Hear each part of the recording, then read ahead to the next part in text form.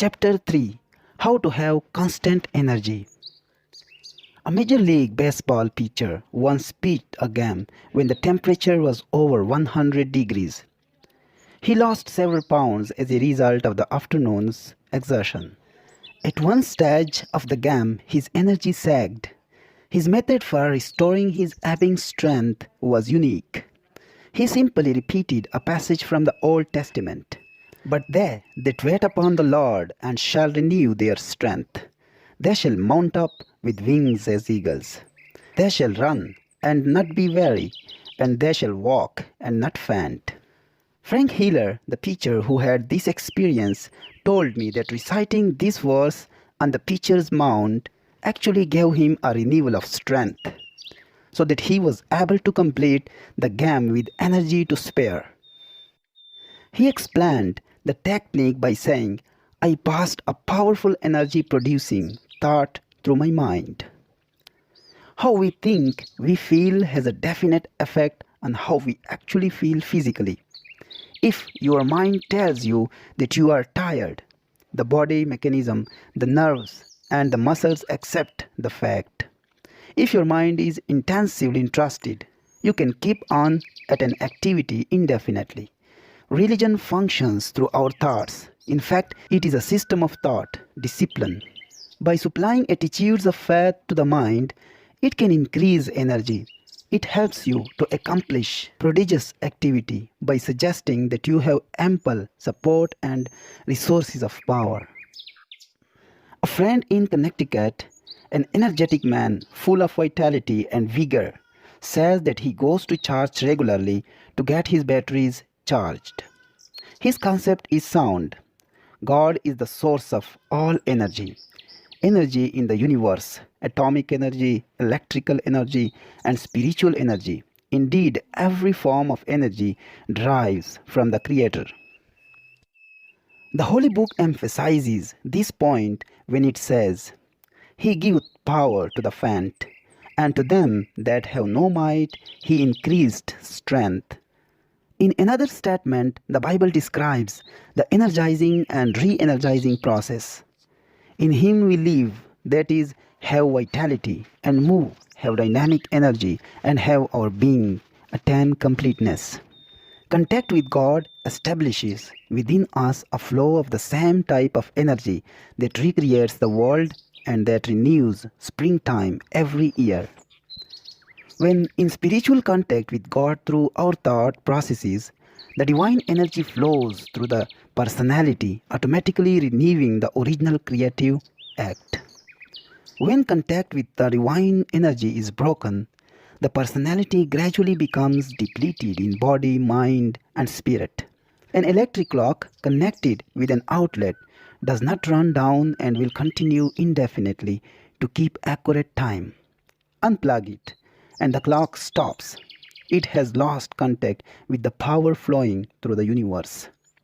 In general, this process is operative in human experience, though in a less mechanical manner. A number of years ago, I attended a lecture at which a speaker asserted before a large audience that he had not been tired in 30 years. He explained that 30 years before, he had passed through a spiritual experience in which by self-surrender he had made contact with divine power. From then on, he possessed sufficient energy for all of his activities, and these were prodigious. He so obviously illustrated his teachings that everyone in that vast audience was profoundly impressed. To me, it was a revelation of the fact that in our consciousness we can tap a reservoir of boundless power, as a result of which it is not necessary to suffer depletion of energy. For years I have studied and experimented with the ideas which this speaker outlined and which others have expounded and demonstrated. And it is my conviction that the principles of Christianity, scientifically utilized, can develop an uninterrupted and continuous flow of energy into the human mind and body. These findings were corroborated by a prominent physician with whom I was discussing a certain man whom we both know. This man, whose responsibilities are very heavy, works from morning until night without interruption, but always seems able to assume new obligations. He has the knack of handling his work easily and with efficiency. I commented to the physician that I hoped this man was not seeking a dangerous space that might possibly lead to a breakdown. The physician shook his head. No, he replied. As his physician, I do not think there is any danger of a crack-up. And the reason is that he is a thoroughly well-organized individual with no energy leaks in his makeup. He operates a well-regulated machine. He handles things with easy power and carries burdens without strain. He never wastes an ounce of energy, but every effort is applied with maximum force. How do you account for this efficiency, this seemingly boundless energy? I asked. The physician studied for a moment. The answer is that he is a normal individual, emotionally well integrated. And what is more important, he is a soundly religious person. From his religion, he has learned how to avoid drainage of power. His religion is a workable and useful mechanism for preventing energy leaks. It is not hard work that drains off energy, but emotional upheaval. And this man is entirely free from that. Increasingly, people are realizing that the maintenance of a sound spiritual life is important in enjoying energy and personality force. The body is designed to produce all needed energy over an amazingly long period of time. If the individual takes reasonable care of his body from the standpoint of proper diet, exercise, sleep, no physical abuse, the body will produce and maintain astonishing energy and sustain itself in good health. If he gives similar attention to a well-balanced emotional life, energy will be conserved. But if he allows energy leaks, hereditary or self-imposed emotional reaction of a debilitating nature, he will be lacking in vital force. The natural state of the individual when body, mind and spirit work harmoniously is that of a continuous replacement of necessary energy. Mrs. Thomas A. Edison, with whom I often discussed the habits and characteristics of her famous husband, the world's greatest inventive wizard, told me that it was Mr. Edison's custom to come into the house from his laboratory after many hours of labor and lie down on his old couch. She said he would fall asleep as naturally as a child, in perfect relaxation, sinking into a deep and untroubled slumber. After 3 or 4 or sometimes 5 hours, he would become instantly wide awake, completely refreshed and eager to return to his work. Mrs. Edison, in answer to my request that she analyze her husband's ability to rest in a manner so natural and complete, said he was nature's man, by which she meant that he was completely in harmony with nature and with God. In him, there were no obsessions, no disorganization, no conflicts, no mental quirks, no emotional instability. He worked until he needed to sleep. Then he slept soundly and arose and returned to his work.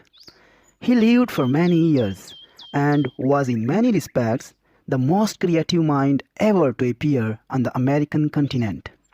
He drew his energy from emotional self-mastery, the ability to relax completely. His amazingly harmonious relationship with the universe caused nature to reveal to him its inscrutable secrets. Every great personality I have ever known, and I have known many, who has demonstrated the capacity for prodigious work has been a person in tune with the infinite. Every such person seems in harmony with nature and in contact with the divine energy. They have not necessarily been pious people, but invariably they have been extraordinarily well organized from an emotional and psychological point of view. It is fear, resentment, the projection of parental faults upon people when they are children, inner conflicts and obsession that throw off balance the finely equated nature, thus causing undue expenditure of natural force. The longer I live, the more I am convinced that neither age nor circumstances needs to deprive us of energy and vitality. We are at least awakening to the close relationship between religion and health. We are beginning to comprehend a basic truth hitherto neglected, that our physical condition is determined very largely by our emotional condition, and our emotional life is profoundly regulated by our thought life. All through its pages, the Bible talks about vitality and force and life. The supreme overall word of the Bible is life, and life means vitality, to be filled with energy. Jesus stated the key expression, I am come that they might have life, and that they might have it more abundantly. This does not rule out pain or suffering or difficulty, but the clear implication is that if a person practices the creative and recreative principles of Christianity, he can live with power and energy. The practice to the above mentioned principles will serve to bring a person into the proper tempo of living. Our energies are destroyed because of the high tempo, the abnormal pace at which we go. The conservation of energy depends upon getting your personality speed synchronized with the rate of God's movement. God is in you. If you are going at one rate and God at another, you are tearing yourself apart. Though the miles of God grind slowly, yet they grind exceeding small. The miles of most of us grind very rapidly, and so they grind poorly. When we become attuned to God's rhythm, we develop a normal tempo within ourselves and energy flows freely. The hectic habits of this age have many disastrous effects. A friend of mine commented upon an observation made by her aged father. He said that in early days, when a young man came courting in the evening, he sat with his intended in the parlor. Time in those days were measured by the deliberate, ponderous strokes of the grandfather clock, which has a very long pendulum. It seemed to say, there is plenty of time, there is plenty of time, there is plenty of time. But modern clocks, having a shorter pendulum with a swifter stroke, seem to say, time to get busy, time to get busy, time to get busy. Everything is speeded up, and for that reason, many people are tired. The solution is to get into the time synchronization of Almighty God. One way to do this by going out some warm day and laying down on the earth. Get your ear close down to the ground and listen. You will hear all manner of sounds. You will hear the sound of the wind in the trees and the murmur of insects. And you will discover presently that there is in all these sounds a well-regulated tempo. You cannot get that tempo by listening to traffic in the city streets, for it is lost in the confusion of sound. You can get it in church or mosques where you hear the word of God and the great hymns. Truth vibrates to God's tempo in a church or mosques, but you can also find it in a factory if you have a mind to. A friend of mine, an industrialist in a large plant in Ohio, told me that the best workmen in his plant are those who get into harmony with the rhythm of the machine on which they are working. He declares that if a worker will work in harmony with the rhythm of his machine, he will not be tired at the end of the day. He points out that the machine is an assembling of parts according to the law of God. When you love a machine and get to know it, you will be aware that it has a rhythm. It is one with the rhythm of the body, of the nerves, of the soul. It is in God's rhythm, and you can work with that machine and not get tired if you are in harmony with it. There is a rhythm of the stove, a rhythm of a typewriter, a rhythm of the office, a rhythm of an automobile, a rhythm of your job. So to avoid tiredness and to have energy, feel your way into the essential rhythm of Almighty God and all His works. To accomplish this, Relax physically. Then conceive of your mind as likewise relaxing. Follow this mentally by visualizing the soul as becoming quiescent. Then pray as follows: Dear God, you are the source of all energy.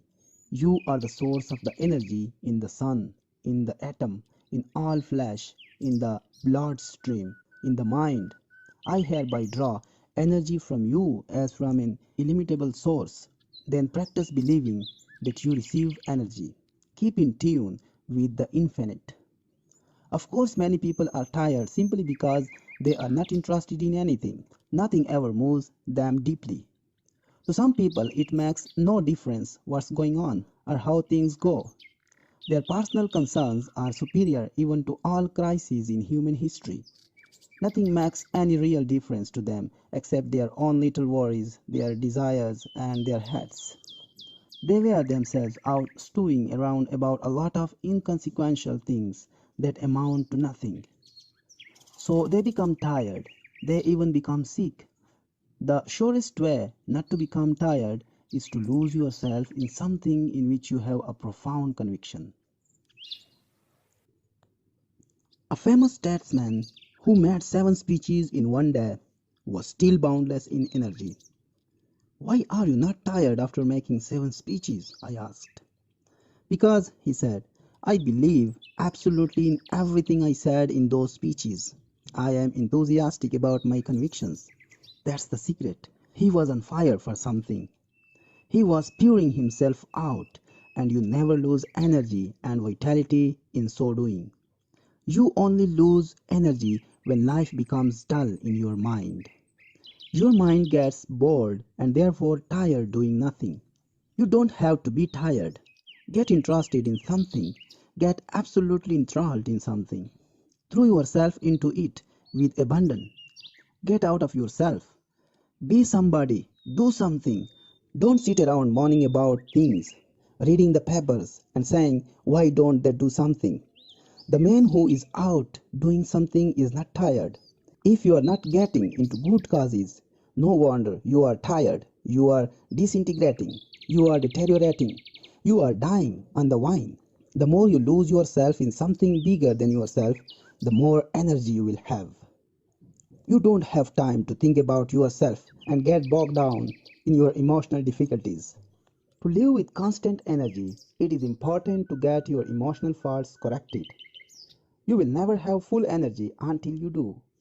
The late Knut Rockne, one of the greatest football coaches this country ever produced, said that a football player cannot have sufficient energy unless his emotions are under spiritual control. In fact, he went so far as to say that he would not have a man on his team who did not have a genuinely friendly feeling for every fellow player. I have to get most energy out of a man, he said, and have discovered that it cannot be done if he hates another man. Hate blocks his energy, and he is not up to par until he eliminates it and develops a friendly feeling. People who lack energy are disorganized to one degree or another by their deep, fundamental emotional and psychological conflicts. Sometimes the results of this disorganization are extreme, but healing is ever possible. In a Midwestern city, I was asked to talk with a man, formerly a very active citizen of that community, who had suffered an acute decline in vitality. It was thought by his associates that he had had a stroke. This impression was given by the shuffling manner in which he moved, by an extraordinary lethargic attitude, and by his complete detachment of himself from the activities to which he had formerly given a large portion of his time. He sat dependently in his chair hour after hour, and often he would weep. He exhibited many of the symptoms of a nervous breakdown. I arranged to see him in my hotel room at a certain hour. My door was open, and through it I could see the elevator. I chanced to be looking in that direction when the elevator door opened, and this man came shuffling down the hall. It seemed that at any moment he would topple over, and he gave every evidence of scarcely being able to negotiate the distance. I asked him to be seated and engage him in conversation, which conversation was rather fruitless, for it revealed little enlightenment because of his tendency to complain about his condition and his inability to give thoughtful consideration to my questions. This was apparently due to his enormous self-pity. When I asked him if he would like to be well, he looked up at me in the most intense and pathetic manner. His desperation was revealed by his answer, which was that he would give anything in the world if he could regain the energy and the interest in life which he formerly enjoyed. I began to draw out of him certain facts regarding his life and experience.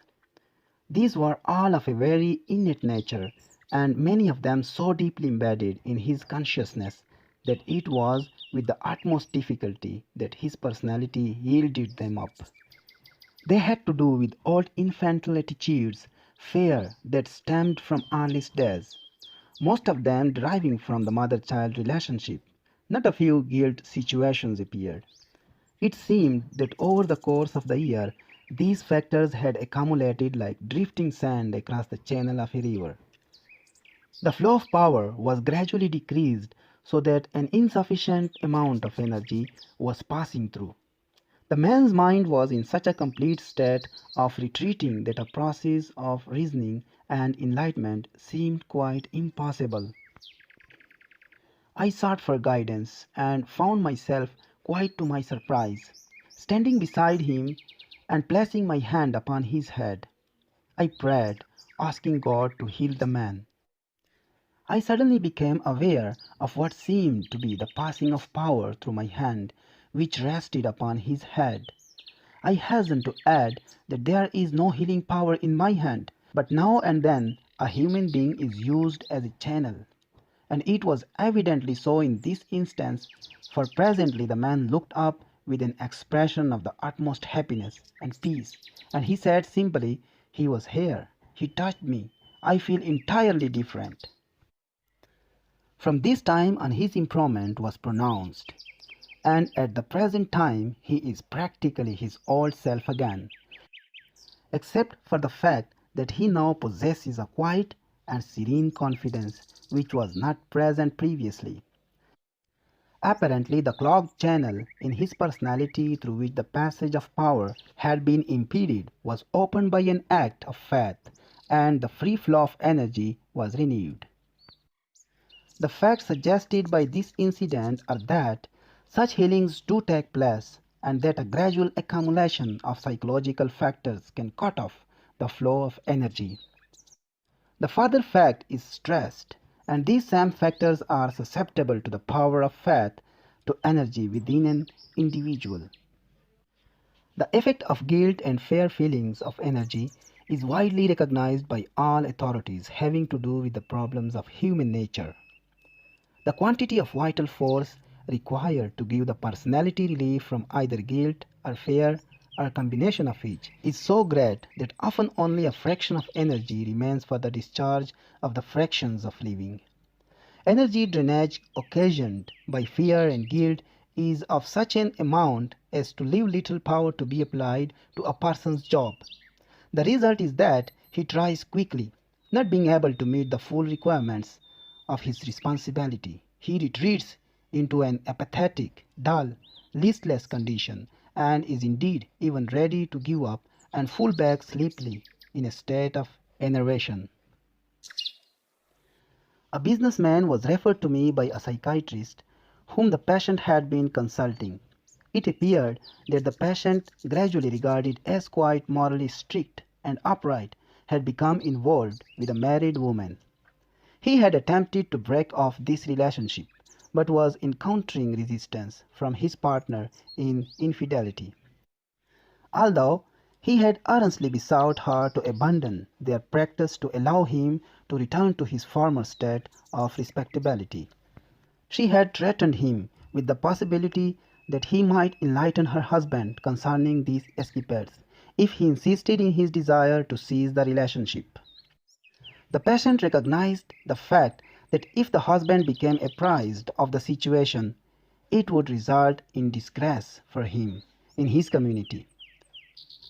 He happened to be a prominent citizen and prized his high standing.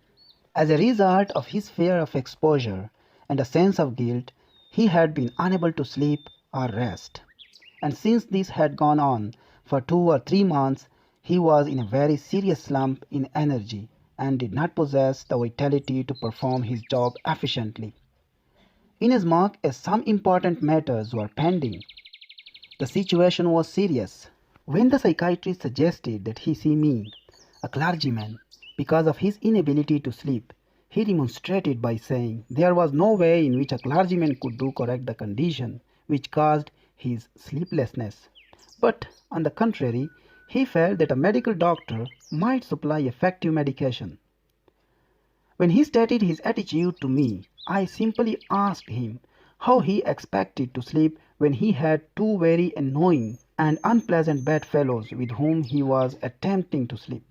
Bedfellows? He asked in surprise. I have no bedfellows. Ah, yes, you have, I said. And there is nobody in this world who can sleep with those two, one on either side. What do you mean? He asked. I said, you are trying to sleep every night between fear on one side and guilt on the other, and you are attempting an impossible feat.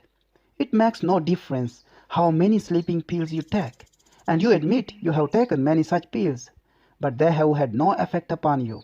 The reason they do not affect you is that you cannot reach the deeper level of your mind where this sleeplessness originates and which is siphoning off your energy. You must eradicate fear and guilt before you will ever be able to sleep and regain your strength. We dealt with the fear which was of exposure by the simple expedient of getting him ready in mind to face whatever might ensue as a result of doing the right thing, which was, of course, to break off the relationship regardless of consequences. I assured him that whatever he did that was right would turn out right. One never does wrong by doing right. I urged him to put the matter in God's hand and simply do the right thing, leaving the outcome to God. He did that, not without trepidation, but with considerable sincerity just the same. The woman, either through shrewdness or some expression of her own better nature, or through the more doubtful expedient of transforming her affections elsewhere, released him. The guilt was handled by seeking God's forgiveness. When these sincerely sought it, it is never denied. And our passion found surcease and relief. It was astonishing how, when this double weight was lifted from his mind, his personality once again began to function normally. He was able to sleep. He found peace and renewal of strength. Energy quickly returned. A wiser and thankful man, he became able to carry on his normal activities. A not infrequent cause of diminishing energy is stillness. The pressure, monotony, and unceasing continuity of responsibilities dull the freshness of mind which a person must have to approach his work successfully. As an athlete goes stale, so does the individual. Whatever his occupation, tend to come upon dry and arid periods. During such a condition of mind, the expenditure of greater energy is required to do with difficulty what one formerly did with comparative ease. As a result, the vital powers are hard to put it to supply the force required, and the individual often loses his grip and power. A solution for this state of mind was employed by a prominent business leader, president of the board of trustees of a certain university. A professor who had formerly been outstanding and extraordinarily popular had begun to slip in teaching ability and in the power to interest students. It was the verdict of the students as well as the private opinion of the trustees that this teacher must either recover his former capacity to teach with interest and enthusiasm or it would be necessary to replace him. This latter expedient was entertained with hesitancy for the reason that there still remained a normal expectancy of several active years before he reached the age of retirement. The businessman above referred to ask the professor to come to his office and announce to him that the board of trustees was giving him a 6 months leave of absence with all expenses paid and with full salary. There was only one stipulation, and that was that he go away to a place of rest and give himself over to gaining a complete renewal of strength and energy. The businessman invited him to use a cabin which he himself owned in a wilderness setting and made the curious suggestion that he take no books except one book, the Bible. He suggested that the professor's daily program be walking, fishing, and some manual work in the garden. That he read the Bible every day for such a period as would enable him to read the book through 3 times in the 6 months. He further suggested that he memorize as many passages as possible for the purpose of saturating his mind with the great words and ideas which the book contains. The businessman said, I believe that if you spend 6 months outdoors, chopping wood, digging in the soil, reading the Bible, and fishing in the deep lakes, you will become a new man. The professor agreed to this unique proposal. His adjustment to this radically different mode of life was an easier one than he or anyone who knew him expected. In fact, he was surprised to find that he actually liked it. After he became conditioned to active outdoor living, he discovered that it had an immense appeal for him. He missed his intellectual associates and his reading for a while, but forced back upon the Bible, his only book. He became immersed in it, and to his amazement found, as he put it, a library within itself. In its pages he found faith and peace and power. In the 6 months he was a new man. The businessman now tells me that this professor has become, as he puts it, a person of compelling power. Stillness passed away. The old-time energy returned. Power shrugged back. Zest for living was renewed.